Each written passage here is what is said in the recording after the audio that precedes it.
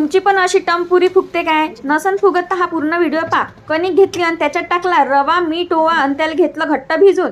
10 minute मुरेपर्यंत शिजलेल्या बटाट्याचे घेतले साल काढून. गॅसवर ठेवली कढई आणि त्याच्यात टाकलं तेल. गरम तेलात टाकली मोहरी आणि जिरं.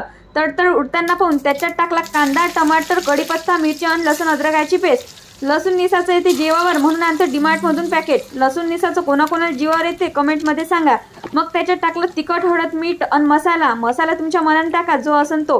त्याला 2 मिनिट दिलं शिजून. त्याच्यात टाकले हे आलू. काम करायचं जीवावर आल्यावर बायका भांडे आपटतात बरोबर ना? पण आज मी भांडे न आपटतात त्या आलूचा चांगला मर्डरच करून घेतला आणि मर्डर झाल्यावर त्याच्यावर गरम पाणी टाकून 5 मिनिटसाठी झाकून ठेवलं.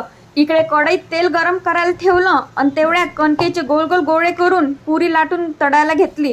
बायांनो, पुरी कधीच लहान गॅसवर तळू नका. जर तळली तर त्याच्यातलं तेल खाऊन जाड झाल्याशिवाय राहणार नाही. मध्यम आचेवर तळा आणि जर आवडलं असन